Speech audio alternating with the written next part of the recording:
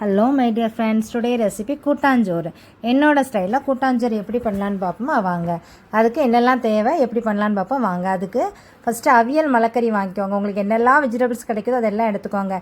கத்தரிக்காய், வழுதலைங்காய், உருளைக்கிழங்கு, வெள்ளரிக்காய், தடியங்காய், வாழைக்காய் மஸ்ட்டு கண்டிப்பாக வேணும். எல்லாம் எடுத்துக்கோங்க. அதெல்லாம் அவியலுக்கு நறுக்கின மாதிரி நீளமாக நறுக்கி வச்சுக்கோங்க. ஒரு பேன் அடுப்பில் வச்சுக்கோங்க. அதில் ஒரு 4-5 ஸ்பூன் தேங்காய் எண்ணெய் ஊற்றிக்கோங்க. வேறு எந்த ஆயிலும் ஊற்றாதீங்க. நம்ம எடுத்து இந்த நீளமாக கட் பண்ணி வச்சுருந்தாலும் அந்த மலைக்கறியை அது கூட ஆட் பண்ணி நல்லா வதக்கிக்கோங்க. கொஞ்சமாக உப்பு போட்டு நல்லா அதை வதக்கிக்கோங்க. வதங்கிட்டே இருக்க நேரத்தில் நம்ம இனி ஒன்று ஆட் பண்ண போகிறோம். அது கூட அதை கொஞ்சம் ஓரளவுக்கு வதங்கின உடனே நம்ம அரிசியும் பருப்பும் கழுவி ஊற வச்சுருக்கோம். அரிசியும் பருப்பு மெஷர்மெண்ட் எப்படின்னா 2 கப்பு அரிசிக்கு 1 கப்பு பருப்பு போட்டுக்கோங்க. அதை நல்லா கழுவி வாஷ் பண்ணி ஒரு 20 நிமிஷம் ஊற வச்சுருக்கேன். அதை இது கூட சேர்த்துருங்க. சேர்த்துட்டு நல்லா கிண்டி விட்டுக்கோங்க.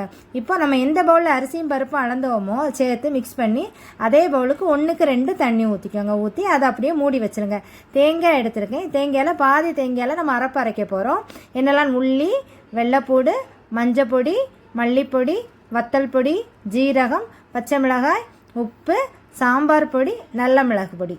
நீங்கள் நல்ல மிளகு முழுசு எடுத்தாலும் பரவாயில்ல. இப்போ கொஞ்சம் தேங்காவை அப்படியே வச்சுக்கோங்க. மீதி தேங்காயில் நம்ம எடுத்து வச்சுருக்க அந்த பொடியெல்லாம் ஆட் பண்ணி கொஞ்சம் பரபரான்னு பொடிச்சு விட்டு வர போகிறோம். நல்லா நைஸாலாம் பொடிச்சிட்டு கொஞ்சம் பரபரான்னு தான் இருக்கணும். அப்போ தான் கூட்டாஞ்சோறுக்கு நல்லாயிருக்கும். இப்போ நம்ம அரிசி பருப்பு எல்லாம் போட்டு மலைக்கறியெல்லாம் ஓரளவுக்கு நல்லா கொதிக்குது. இந்த ஸ்டேஜில் கொஞ்சம் புளி தண்ணி கரைச்சி அதில் ஊற்றிக்கோங்க. புளி தண்ணி மாங்காய் போட்டால் நீங்கள் ஆட் பண்ண வேண்டாம். மாங்காய் போடலைன்னா கண்டிப்பாக ஆட் பண்ணணும். கொஞ்சமாக ஊற்றினா போதும். அதுக்கப்புறம் நம்ம அரைச்சி அரைப்பு போட்டுக்கோங்க. கொஞ்சம் தேங்காய் சும்மா வச்சுருந்தோம்ல அதையும் அது கூட ஆட் பண்ணிடுங்க. நல்லா கிண்டி விட்டுட்டு திருப்பி அதை மூடி வச்சுருங்க. அது நமக்கு நல்லா கொதிக்கும். நம்ம தண்ணி கணக்காக தான் ஊற்றிருக்கோம், அதனால் பயப்பட வேண்டாம். நீ அடுத்தது மூடி வச்சு நம்ம என்ன பண்ண போகிறோம்னா முருங்கைக்கீரை கொஞ்சம் எடுத்துருக்கோம். அதை உருவி ஃபஸ்ட்டு முருங்கைக்கீரை எடுத்து இந்த கேப்லேயே அதை உருவிடுவேன். உருவிட்டு அதை என்ன பண்ண போகிறேன்னா எண்ணெயில் நல்லா வசக்கி எடுக்கணும். வசக்கி இது கூட நம்ம ஆட் பண்ண போகிறோம். ஃபஸ்ட்டு ஒரு பேன் வச்சுக்கோங்க. அதுலேயும் தேங்காய் எண்ணெய் ஊற்றிக்கோங்க. வேறு எந்த ஆயிலும் ஆட் பண்ணாதீங்க. கடுகு, கருவேப்பிலை, வத்தல் மிளகு போட்டு தாளிச்சிட்டு நம்ம எடுத்து வச்சுருந்தோம்லாம் முருங்கைக்கீரை அதையும் அது கூட போட்டு நல்லா வசக்கிக்கோங்க. நல்லா வசக்கின பிறகு நம்ம என்ன பண்ண போகிறோன்னா இந்த சோறு நமக்கு ஓரளவுக்கு வெந்திருக்குமோ அது கூட இந்த முருங்கைக்கீரை, கடுகு, கருவேப்பிலை எல்லாம் தாளித்தது நம்ம அது கூட ஆட் பண்ண போகிறோம். ஆட் பண்ணி நல்லா கிண்டி விட்டுன்னு என்ன பண்ணுங்கன்னா திருப்பி அதை மூடி வச்சுருங்க. ஏன்னா நமக்கு ரைஸ் ஃபுல்லாக வேகலை, இன்னியும் தண்ணி இருக்குது. அது கொதிச்சு நமக்கு கிண்டி பார்க்கும்போதே தெரியுதார தண்ணி இருக்குது. இந்த ஸ்டேஜ்லேயே முருங்கைக்கீரையும் போட்டு நம்ம வசக்கிருக்கோம். ஆனாலும் கொஞ்சம் கூட அது வேகணும். அதனால் இந்த ஸ்டேஜில் நம்ம ஆட் பண்ணுறோம். ஆட் பண்ணி கிண்டி திருப்பியும் மூடி வச்சுருங்க. ரைஸ் நமக்கு வேகணும். அந்த கேப்பில் நான் ஒரு 10 பப்படம் பொரிச்சு வச்சுருந்தேன். அதை நல்லா கையால் பொடிச்சு வச்சுருக்கேன். ரைஸ் ஓரளவுக்கு வெந்த பிறகு தான் இதை ஆட் பண்ணணும்.